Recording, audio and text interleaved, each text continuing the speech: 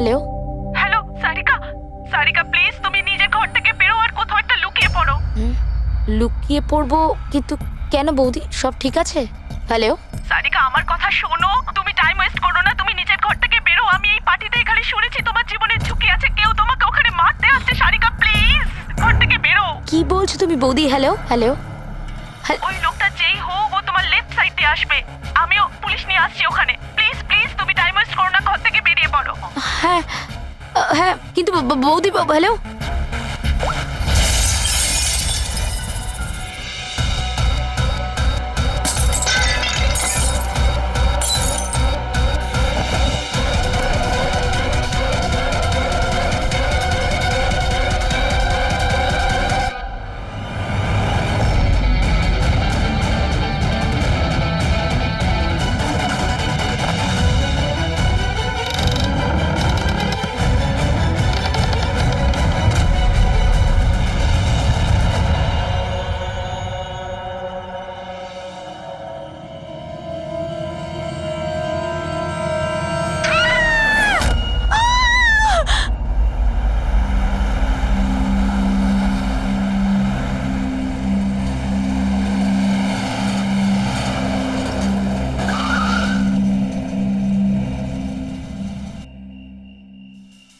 এক তো না বলে চলে গেছে, আর ফোনও তুলছে না। আরে ভাই, এমন কেউ করে নাকি? আরে কমসে কম বলে যাওয়া তো দরকার ছিল। হয়তো কোনো প্রবলেম হবে এই জন্য ধরেনি। তুমি না সব সময় কাম অন, প্রবলেম তো আমাদের হয়েছে, অ্যাটলিস্ট আমাদের বলা দরকার ছিল ওর।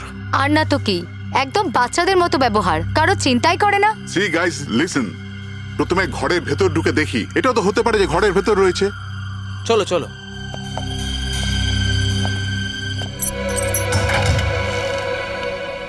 এখানে তো অন্ধকার কেন? আমি আলো জ্বালাচ্ছি।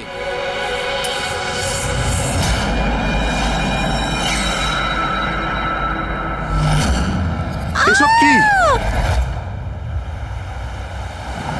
সারিকা, আমার আগে থেকেই মনে হচ্ছিল যে ওই মেয়েটার প্রাণের সংশয় আছে। এই কথাটা আমার হালকাভাবে নেওয়া উচিত হয়নি, ওদের ভরসা করাই উচিত হয়নি। তুমি এত কেন ভয় পাচ্ছ? হয়তো মেয়েটা ঠিকই আছে। তুমি জানো না অভিজিৎ, এই মেয়েটার এমন একটা রোগ আছে যার কারণে যে কোনো সময় ওর জীবন যেতে পারে। কেউ যা খুশি করতে পারে ওর সঙ্গে, কিন্তু ও জানতেই পারবে না। জানতে পারবে না? স্যার, ও কি ঘুমাতে আছে? না, কমায় না, একটা অদ্ভুত রোগ। আমিও এই রোগের ব্যাপারে আগে কখনো শুনিনি। একটা অসুস্থ মেয়েকে তার পরিবারের লোক মারতে কেন চাইবে? যতটা আমি ওদেরকে চিনেছি, আমার মনে হচ্ছে যে ওদের ভাবসাব খুব একটা সুবিধার নয়। সারিকার সঙ্গে আমার কয়েকদিন আগেই দেখা হয়।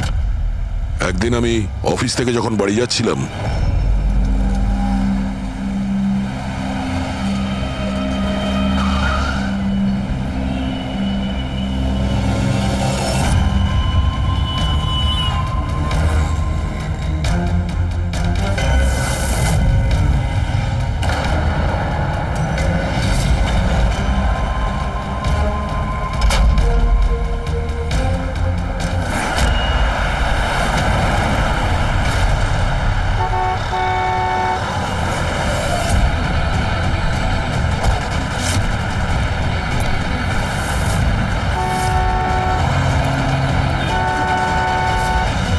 এই!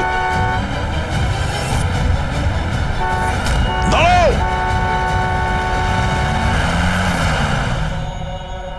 কি করছিলে তুমি? হ্যাঁ, এত বড় একটা ট্রাক সামনে থেকে বেরিয়ে গেল, তুমি দেখতে পাওনি? ও হর্ন বাজাচ্ছিল, তুমি শুনতে পাওনি? হ্যাঁ, আত্মহত্যা করার চেষ্টা করছিলে কি? মনে হচ্ছে দেখতেও পায় না, শুনতেও পায় না। কিন্তু এই রাস্তায় একা কি করছে? কে কে আছে এখানে? আকাশ দাদা, কে আপনি? কে? তার মানে আপনি দেখতে পান? তাহলে আপনি আমি আর ওই ট্রাক দেখতে পাননি? চাপা দিয়ে চলে যেত আপনাকে যদি আমি আপনাকে না বাঁচাতাম।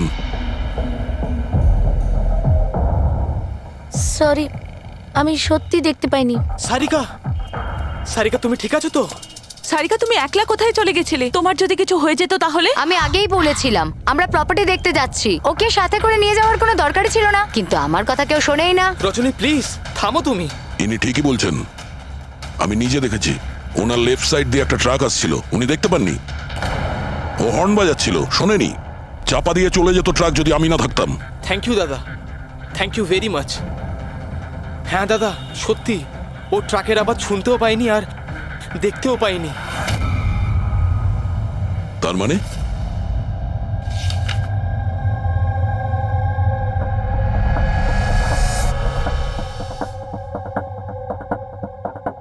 এইসব আপনি মানে আপনার শুধু জিনিস আর সবার এই ডান দিকটা নজরে আসে না, শুধু বাঁ দিকটা নজরে আসে। হ্যাঁ স্যার। তার মানে এই মুহূর্তে আমি আপনার সামনে আছি, আপনি আমার অর্ধেকটা দেখতে পাচ্ছেন, আমার এই ডান দিকটা আপনি দেখতে পাচ্ছেন না? না স্যার, দেখতে পাই না।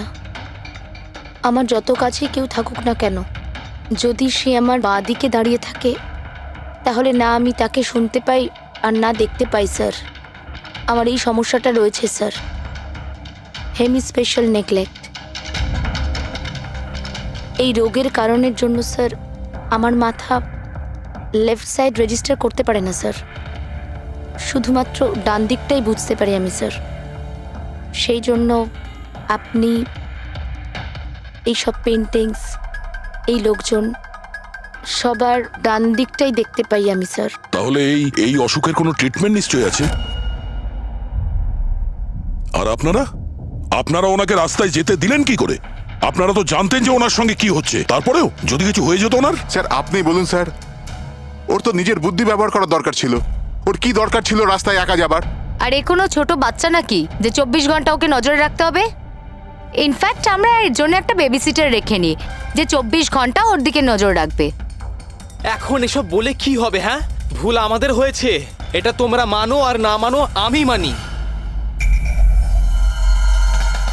Sir, I am so sorry sir. Sir, এই ভুল আর দ্বিতীয়বার আর হবে না। সারিকা আমার ছোট বোন, আর এর খেয়াল রাখার আমার দায়িত্ব স্যার। কারেক্ট। এরপর থেকে এরকম কোনোদিন হবে না। আর তাছাড়া এখন তোমার ওষুধ খাওয়ার সময় হয়েছে না, চল ওষুধ খাবে। স্যার, এটা তো খুবই ভয়ঙ্কর রোগ। যদি কেউ ওর লেফট সাইডে সোজাসুজি অ্যাটাক করে তাও ও বুঝতে পারবে না। এক্স্যাক্টলি, এই ব্যাপারটাতেই আমার ভয়। এক তো এই অসুখ, তার উপরে কোটি টাকার সম্পত্তির একলা ওয়ারিশও। সারিকার মা বাবা একটা অ্যাক্সিডেন্টে মারা গেছে, সারিকা বেঁচে গেছে, কিন্তু ওর এই হেমি স্পেশাল নেকলেট অসুখ হয়ে গেছে। ওর আশেপাশেও দেখভাল করার জন্য তো অনেক লোক আছে, কিন্তু তার মধ্যে জানি না কতজন আছে যারা সৎভাবে ওর ভালো চায়। এরকম কেন মনে হচ্ছে তোমার? অভিজিৎ, ওই উইল অনুযায়ী সারিকার পরে পুরো সম্পত্তি এই আত্মীয়দেরই পাওয়ার কথা, আর আমার প্রথম থেকেই এদেরকে খুব একটা ভালো লাগছে না। আর এই কিছুদিন আগে আমি ওর বার্থডে পার্টিতে গেছিলাম। চলো সারিকা, এবার কেকটা কাটো। দাদা আর 2 মিনিট ওয়েট করে যাই, দয়া স্যার হয়তো চলে আসবেন। আমি ওনাকেও ইনভাইট করেছি। অন্তত আমাদেরও বলতে পারতে। আরে কে কি বললো না ভাই? Oh I am so sorry, আসতে একটু দেরি হয়ে গেল। Many many happy returns of the day, happy birthday. I will take it, দাও। আপনি আপনাকে ঠিক চিনতে পারলাম না। আমি বলছি, এ হলো কৃতি। সারিকার মতো পেশেন্টদেরকে হ্যান্ডেল করার জন্য ইনি ট্রেনিং নিয়েছেন, আর আমি ইনাকে 24 ঘন্টা সারিকার সাথে থাকার জন্য অ্যাপয়েন্ট করেছি। আশা করি আপনি সারিকাকে নিয়ে আর চিন্তিত হবেন না। একদম। আর আমাদেরও মনে হয় যে কৃতি থাকলে সারিকা সেফ থাকবে। অ্যাবসলিউটলি। আমারই ভুল হয়েছে, শুধু আমার ভুল। আমার সারিকাকে ওদের ভরসায় ছাড়া উচিত হয়নি। আমার মেরে দিয়েছে হয়তো ওরা, ওকে বাড়ি এসে গেছে।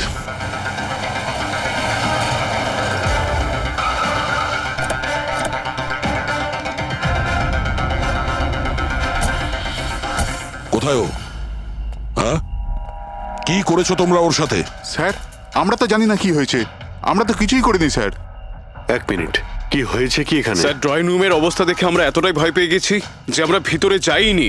আগে এটা বলো, সারিকা কোথায়?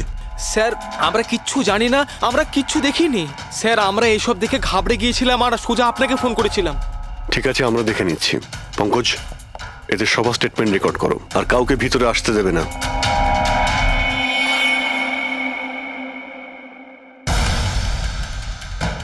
সারিকা, সারিকা, কেউ আছেন? এখানে তো মনে হচ্ছে অনেক কিছুই হয়েছে। এত রক্ত তো কোনো একজনের হতেই পারে না।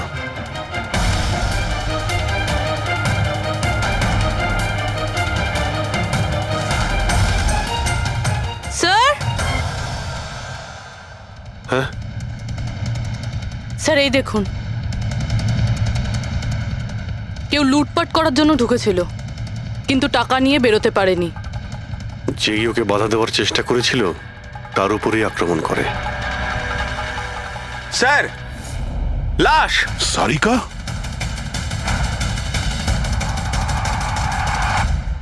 ও নো। হ্যাঁ? মানালি তো এ। এরপর থেকে এরকম কোনোদিন হবে না। আর তাছাড়া এখন তোমার ওষুধ খাওয়ার সময় হয়েছে না? সারিকার ছোট বৌদি, জয়ন্তর স্ত্রী। তাহলে ও কোথায় আছে?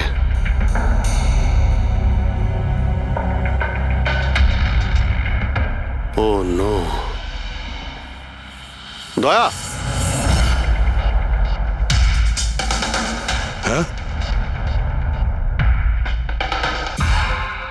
এ হলো কৃতি। সারিকার মতো পেশেন্টদেরকে হ্যান্ডেল করার জন্য ইনি ট্রেনিং নিয়েছেন। এটা তো কৃতি। তুমি চেনো? হ্যাঁ, কৃতি স্যার, পালস চলছে, এখনো বেঁচে আছে। এ সারিকার রুমের বাইরে? সারিকা? সারিকা? ফ্রেডি, এক্ষুনি অ্যাম্বুলেন্সের ব্যবস্থা করো। একে হসপিটালে পাঠাতে হবে। সারিকা? সারিকা?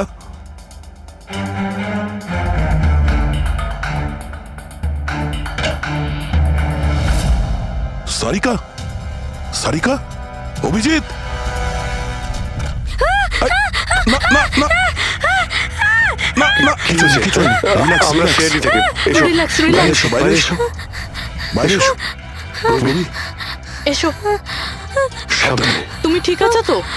বসো, এখানে বসো। থ্যাংক গড একে পাওয়া গেছে। তুমি ঠিক আছো? সবাইকে মেরে দিয়েছে, সবাইকে মেরে দিয়েছে স্যার। এক মিনিট, এক মিনিট। কে করেছে এসব? কে ছিল সে? দয়া স্যার, কি হয়েছিল? স্যার সবাইকে মেরে দিয়েছে স্যার। কে? মেরে দিয়েছে, কে? কে মেরেছে? মেরে দিয়েছে স্যার। আমার মনে হয় এক্ষুনি একে হসপিটালে পাঠানো উচিত। ওর মানসিক অবস্থা ঠিক নেই। ওটাই ঠিক হবে, মনে হচ্ছে শক পেয়েছে। রবি, তোলো একে। ওঠো, ওঠো। আমার সাথে এসো।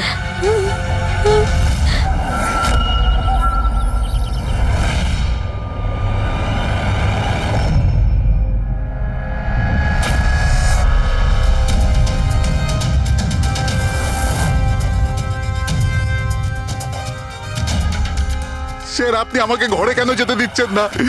আমার বউ খুন হয়েছে।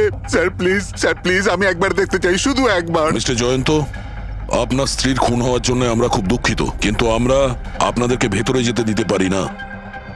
3 জনের উপর হামলা হয়েছে, একজন মারা গেছে, একজন আহত, আর একজন শক পেয়েছে। আর আপনারা বলছেন যে আপনারা কিছুই জানেন না। হ্যাঁ, সত্যি আমরা কিচ্ছু জানি না স্যার।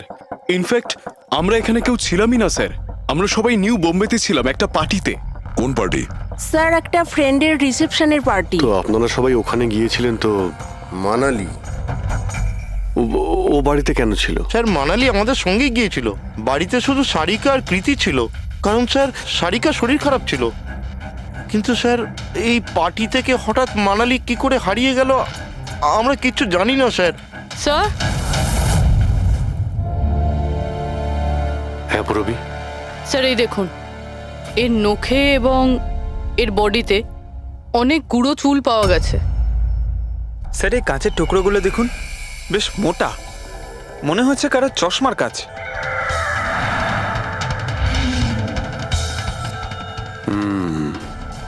চশমারই মনে হচ্ছে। রেখে দাও সাবধানে। এই টেনে নিয়ে যাওয়ার চিহ্নের সঙ্গে রক্তের ফোঁটা।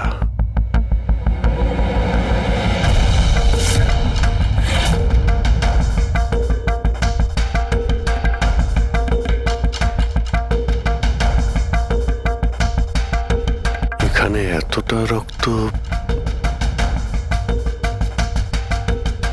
মানে এখানে এসে দাঁড়ায় আর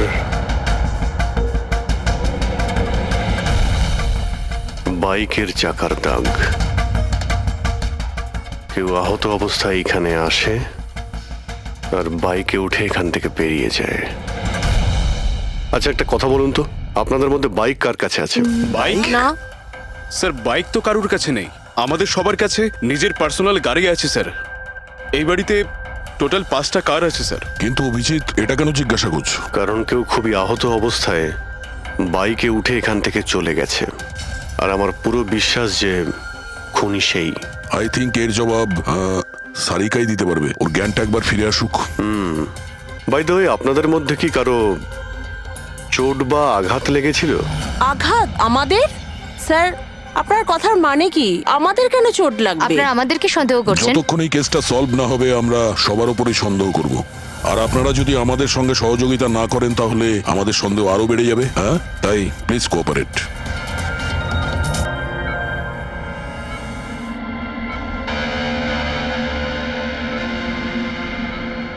সারিকা,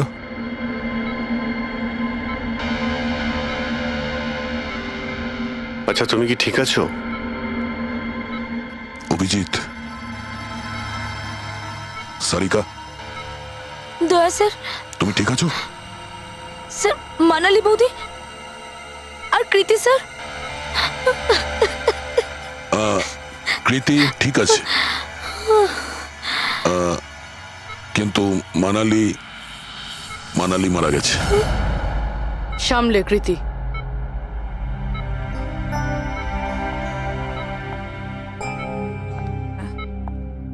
কৃতি, কৃতি তুমি ঠিক আছো তো? I am so glad you okay. Thank God তুমি ঠিক আছো।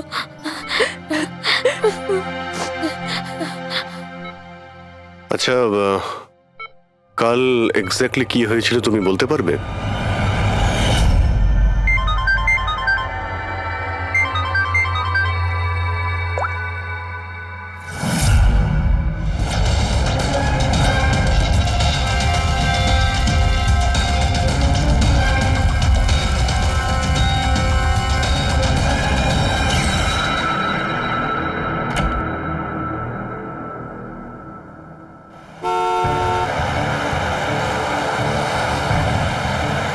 বৌদি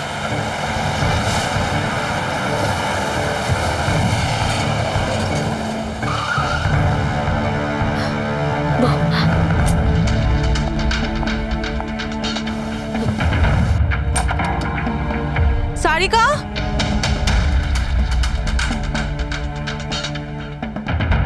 সারিকা, সারিকা কোথায় তুমি? বৌদি সারিকা, সারিকা,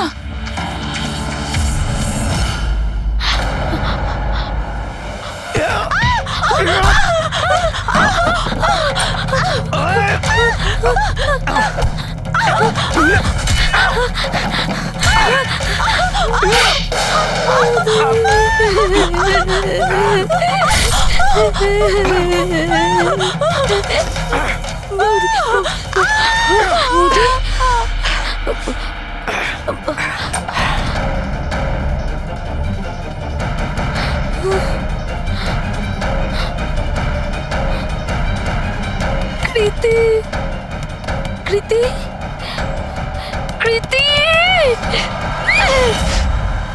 তো তুমি ওনার দরজাতে ধাক্কা দিয়েছিলে তো কৃতি, আপনি কি দেখেছিলেন? আপনার উপরে আক্রমণ কি করে হলো? সারিকার জোরে চিৎকারের আওয়াজ পেলাম, আমি তখনই ঘর থেকে বাইরে আসি। সারিকা, এইসব কি করে? কৃতি, কৃতি, সারিকা তুমি ঠিক আছো তো? কৃতি, আমি আমি আমার রুমে। কৃতি আমি এখানে। Okay okay okay Sarika, you don't worry, I am coming. Kriti সাবধানে, খুনি এখনো বাড়িতেই আছে। খুনি?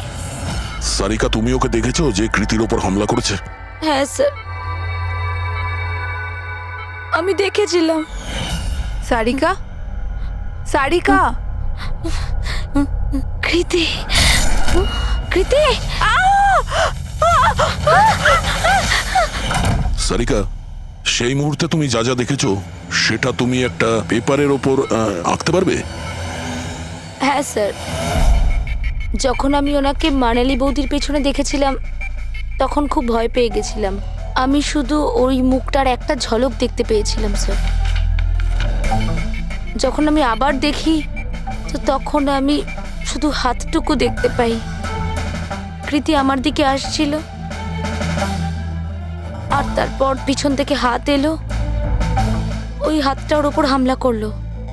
লোকটা রেনকোট পরেছিল আর গ্লাভস আর একটা বড় চকমকি ঘড়ি, এই যে একেবারে সেরকমই হুবহু যেমনটা আমি দেখতে পেয়েছিলাম।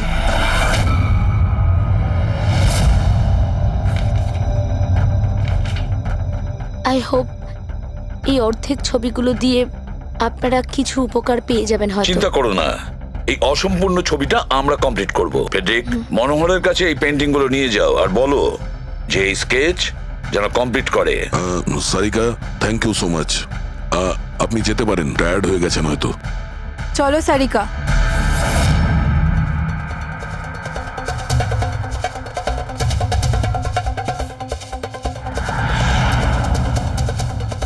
এই লোকটাকে তো আগে কখনো দেখিনি স্যার। হতে পারে শুধু এই কাজের জন্যই হায়ার করা হয়েছিল। আর ঠিক সময় মানালি ওর প্ল্যানটা ভেস্তে দিল। খুব মন দিয়ে দেখো এই স্কেচটা। এটা সেই লোকটার ছবি যে মানালিকে খুন করেছিল। আপনারা কি একে কোনোদিন দেখেছেন? আমি তো বুঝতেই পারছি না আমাদের কেন সন্দেহ করা হচ্ছে। এক্স্যাক্টলি, আমরা সবাই সারিকার আপনজন। আর আজ আমরা বিজনেসের সব কাজ ছেড়ে এখানে এসেছি শুধুমাত্র সারিকার জন্য। আর আপনাদের মনে হচ্ছে আমরা ওকে মারতে চাইছি? স্যার যে মারা গেছে ও আমার বউ স্যার, আর সারিকা আমার বোনের মতো। স্যার আমি যখন খুব ছোট ছিলাম আমার বাবা মা মারা গিয়েছিল। সারিকার বাবা মাই আমাকে আদর যত্ন করে বড় করে তুলেছে। আমি আজ যা কিছু হয়েছি ওনাদের দুজনের জন্যই হয়েছি। আর স্যার আমি সারিকাকে আমার নিজের প্রাণের চেয়েও বেশি ভালোবাসি। এক্স্যাক্টলি, এক তো আমরা ওর জন্য নার্স রাখলাম আর আপনারা সবাই আমাদেরকেই সন্দেহ করছেন। হ্যাঁ, সন্দেহ করছি তোমাদের সবাইকে। আমি নিজের চোখে দেখেছি কতটা ভালোবাসো তোমরা ওকে। আপনারা সবাই ভালোভাবেই জানেন যদি ওই বেচারির কিছু হয় তাহলে ওর কয়েকশো কোটি টাকার সম্পত্তির তোমাদের সবার মধ্যে ভাগ হবে।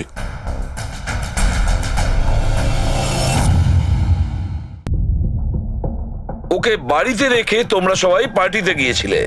ওখানে মালিনী কোনো কথা শুনেছিল যে কোনো খুনি ওকে মারতে চলেছে। মালিনী কাউকে কিছু না বলেই নিজে ওকে সাবধান করে আর চলে যায় সেখানে যেখানে খুনি মানালিকে মেরে ফেলে। আর যদিও পার্টিতে এই কথাটা শুনে থাকে তাহলে আপনাদের মধ্যে কেউ হবে? কেউ না? ঠিক আছে, তোমরা এখন যেতে পারো, কিন্তু একটা কথা ভালো করে মনে রাখবে, আমাদের কড়া নজর থাকবে তোমাদের উপরে। অভিজিৎ, দয়া, ও বলছিল মানালি ওকে ফোন করেছিল যে মানালি পুলিশ নিয়ে ওর বাড়িতে পৌঁছচ্ছে। এক্স্যাক্টলি স্যার, কিন্তু ও না আমাদের সঙ্গে কন্ট্যাক্ট করেছে না পুলিশের সঙ্গে। হতে পারে কেউ ওর পিছু নিয়েছিল, তাই হয়তো ও ভয় পেয়ে গিয়েছিল। একটা কাজ করি আমরা, পঙ্কজ, পুরবী, ওই পার্টিতে যে কয়জন লোক এসেছিল ওদের প্রত্যেকের নাম আর ফোন নাম্বার বের করো আর খোঁজ নাও ওই রাতে মানালির বাড়ির আশেপাশে ওদের মধ্যে কার ফোন অ্যাক্টিভ ছিল।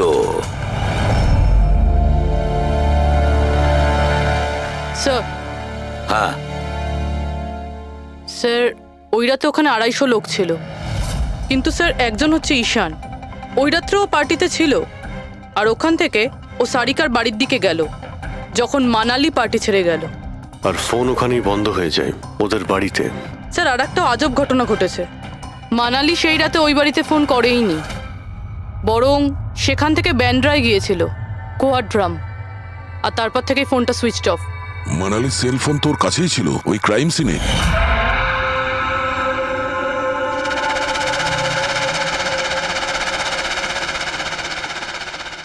Switch off?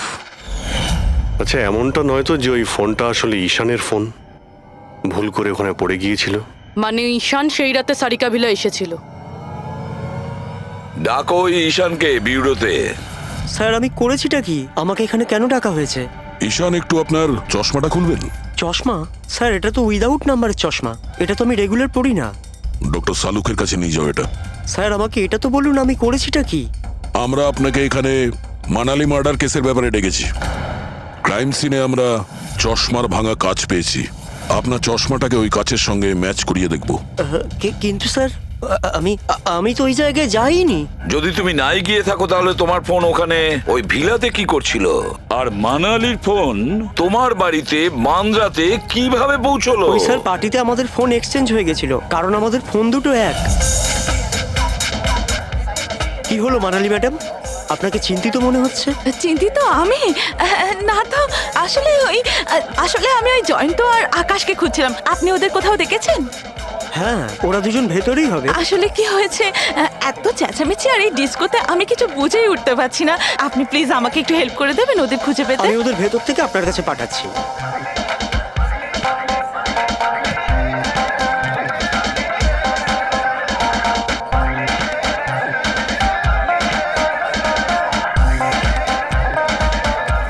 মানালি, ঈশান, তুমি তো বলছিলে মানালি খুঁজছে আমাদের। কোথায় মানালি? আরে এক্ষুনি তো এখানেই ছিলেন মানালি, কি জানি কোথায় চলে গেলেন। ওই দিকটা কি দেখি, চলো। স্যার আমার ফোন সুইচ অফ ছিল, এই জন্য আমি মানালিকে বলতে পারি। সেই কারণে মানালি পুলিশকে ফোন করতে পারেনি। স্যার আমাকে বিশ্বাস করুন, আমি খুন করিনি। খুনি না হলেও খুনির সঙ্গী তো হতে পারো, যে ওখানে ওই পার্টিতে উপস্থিত ছিল। তুমি পার্টিতে মালিনীর সমস্ত কথা শোনো, আর যখনই মানালি ওখান থেকে বেরোয় তুমি মানালির পিছু নাও।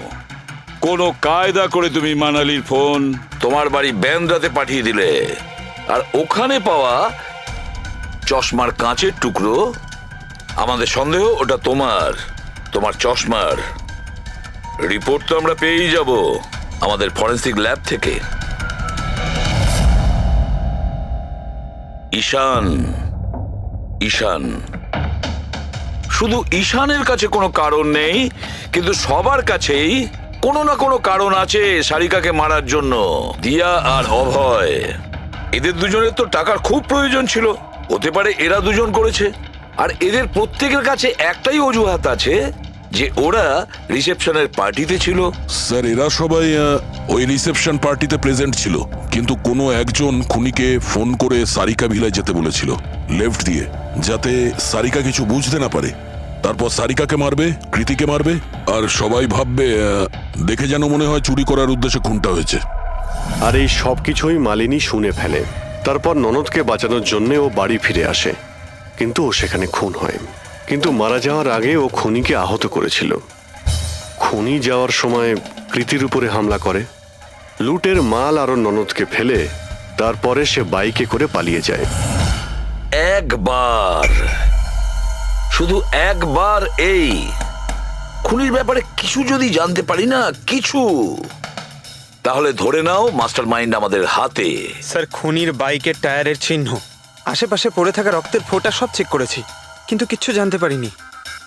স্যার মনে হয় যে খুনির কোনো পাস্ট রেকর্ড নেই। এর মানে হলো খুনি কোনো পেশাদার অপরাধী নয়। স্যার মানালির জামা কাপড় থেকে আর নখ থেকে যে চুলগুলো পাওয়া গেছে, সালুমকে স্যার সেটা টেস্ট করছে, হয়তো কিছু পাওয়া যাবে।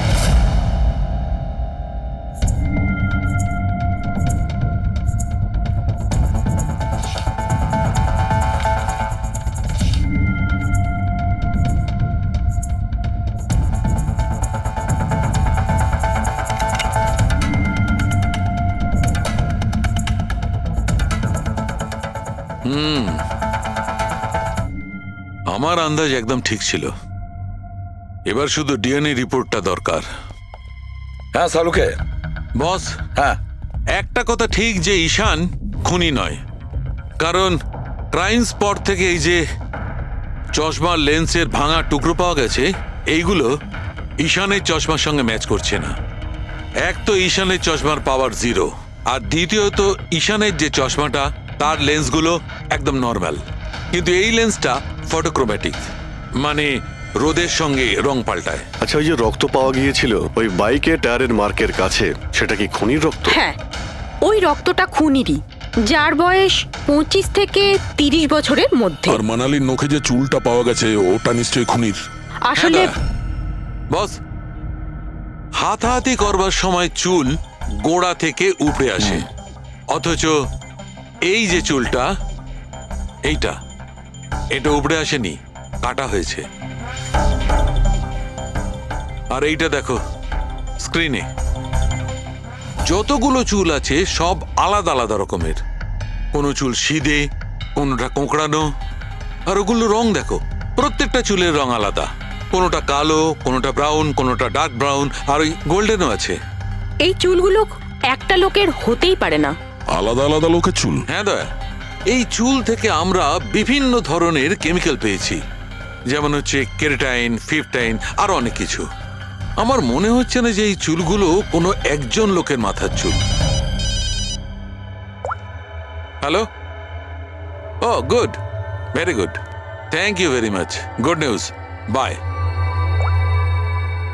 ডিএনএ টেস্টের রিপোর্ট, এই রিপোর্ট এই বিষয়টা কনফার্ম করছে যে এই যে চুলগুলো সেগুলো কোনো একজন ব্যক্তির চুল নয়। যে লোকটার ড্রেসের ওপর আলাদা আলাদা চুল আছে, আলাদা আলাদা লোকের কাটা চুল, সেই লোক কোনো বড় সেলুনে কাজ করে, হেয়ার স্টাইলিস্টের।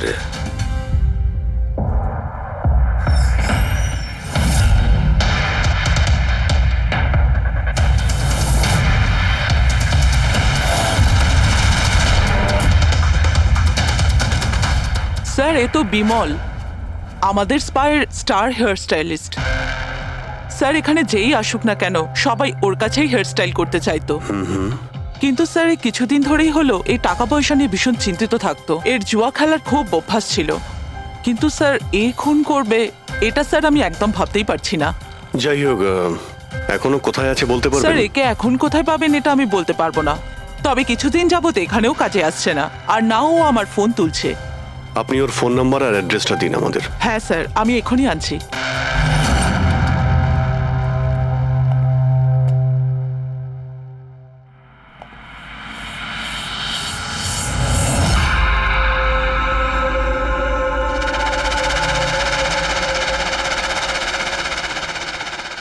ও নো, এ তো গেছে। বিষ খেয়েছে।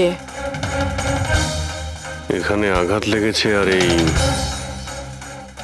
এই কাঁধেও নখের চিহ্ন। মানে এই হলো সেই যে মানালিকে খুন করেছে। দেখো কিছু পাওয়া যায় কিনা।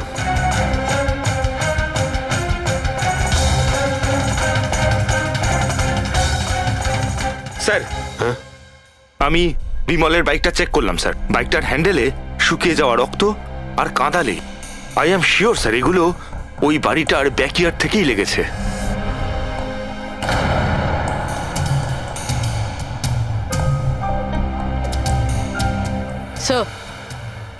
স্যার, এই ভেঙে যাওয়া চশমা আর এই রেনকোট পেয়েছি। রেনকোটে রক্ত লেগে আছে।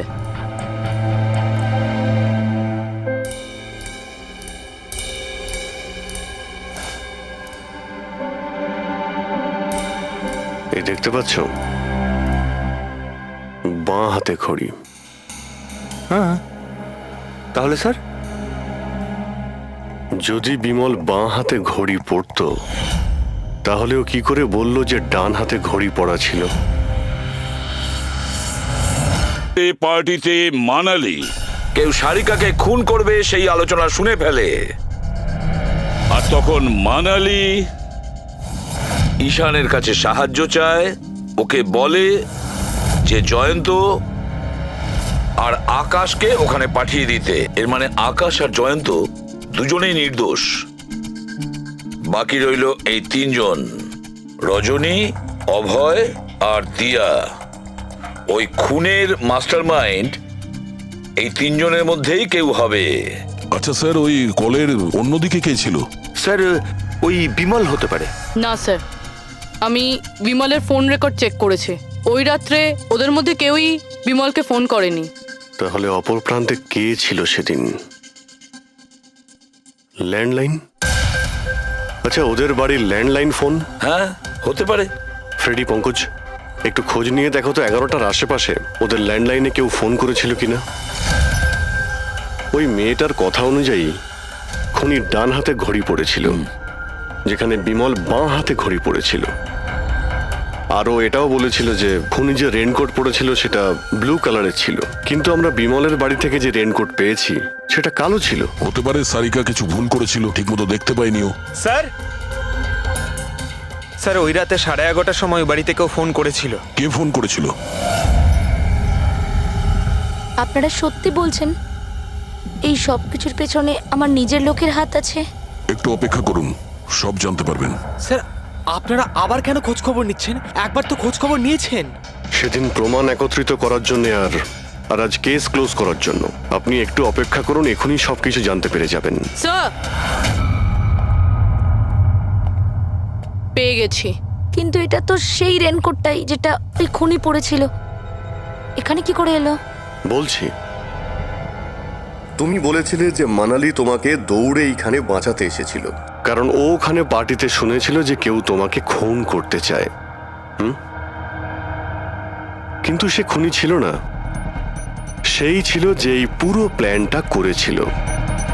আর যার সঙ্গে ওর ফোনে কথা হয় সেও কিন্তু খুনি নয়, অন্য কেউ ছিল। সেই সময় এই বাড়িতেই সে তোমার সঙ্গে উপস্থিত ছিল। বাড়িতে? ওই সময় আমার সাথে কৃতি, কারেক্ট? এটা পুরো প্ল্যান ছিল। খুনি কাজ ভেঙে বাড়ির ভেতরে ঢোকে, কিন্তু গন্ডগোল তখন হলো যখন ও মানালিকে মারল সারিকা ভেবে। মানালি তো মারা গেল, কিন্তু মরার আগে ও খুনিকে এতটাই আহত করে দিয়েছিল যে খুনি এখানে সারিকাকে মারার জন্য দাঁড়ায়নি, পালিয়ে গেছে। স্যার স্যার 1 মিনিট, যদি খুনি পালিয়ে গেল তাহলে কৃতিকে কে মারলো? কারণ সারিকা নিজের চোখে কৃতির ওপর হামলা হতে দেখেছে। হ্যাঁ, আমি দেখেছিলাম ওই হাতটা এলো আর ও কৃতির ওপর হামলা করেছিল। হামলা তো হয়েছে, কিন্তু করলোটা কে?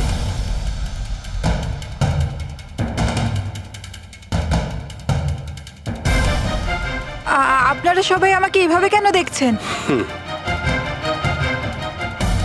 এর উত্তর তো শুধু তুমিই দিতে পারবে কৃতি। ও রাত ঠিক 10:30টার সময় শুয়ে পড়েছিল। আর মানালি কাউকে ফোনে কথা বলতে শুনেছিল রাত 11:10 আর সেই ফোনটা এসেছিল এই বাড়ির ল্যান্ডলাইনে। কে রিসিভ করেছিল সেই কলটা? যদি আমরা এটা মেনেও নিই যে বিমল তোমার ওপর হামলা করেছে, তাহলে ও তোমাকে বাঁচিয়ে রাখলো কেন? ও মানালিকে এত নৃশংসভাবে মারলো আর তোমাকে শুধু এই একটা আঘাত কেন? ও সারিকাকে কেন মারলো না? আর এই চুরি করা টাকা ছেড়ে পালালো কেন? আর সব থেকে বড় প্রশ্ন, ও খুনিকে এই ব্লু কালারের জ্যাকেট পরে থাকতে কি করে দেখলো? কি করে দেখলো সেই ঘড়িটা যা বিমল লেফট হ্যান্ডে পড়তো, রাইট হ্যান্ডে নয়? বিমলের রেইনকোটের কালার ছিল ব্ল্যাক।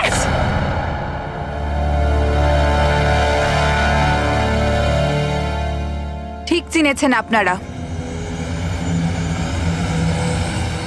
ওই হামলা আমি নিজেই করেছিলাম।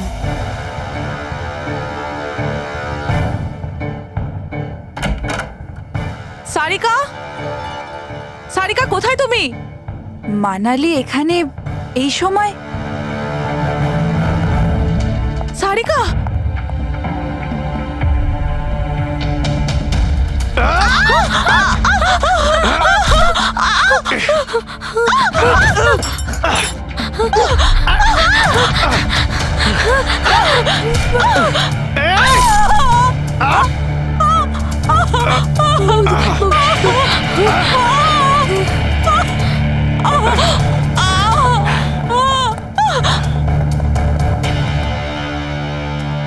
কৃতি,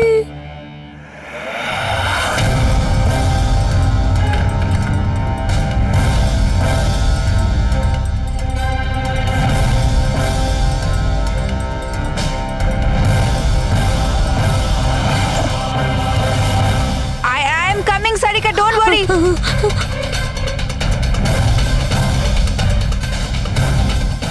কৃতি, কারণ আমি চাইনি কেউ আমার উপর সন্দেহ করুক। আর তুমি যখন এত কিছু বলেই দিলে, তখন ওই মাস্টার মাইন্ডের নামটাও বলে দাও। হ্যাঁ, আর তুমি যদি বলো ওর নামটা আমি বলে দিই, যে মানালিকে মেরেছে আর সারিকাকে মারতে পারতো। কি রজনী দেবী? আপনি জানেন আমরা কার কথা বলছি? রজনী, তুমি? হ্যালো, কিলার শার্প 11:30টায় পৌঁছে যাবে। সারিকার খেলা শেষ, যে কোনো মূল্যে করতেই হবে। ওই আমার বাকি টাকাটা? তুমি তোমার পয়সা পেয়ে যাবে। ওকে।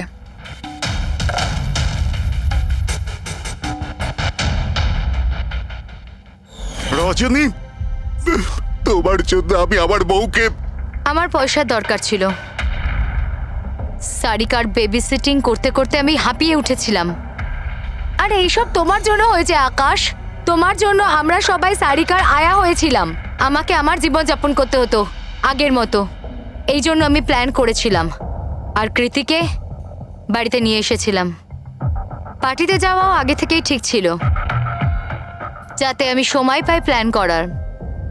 সব ঠিক চলছিল, শুধু বিমলের ব্যাপারে একটু ভুল হয়ে গেল। না হলে এত কিছু হয়ে যাওয়ার পরেও দেখছি তোমার কোনো অনুতাপ নেই, বরং নিজের প্ল্যান নিয়ে গর্ব করছো।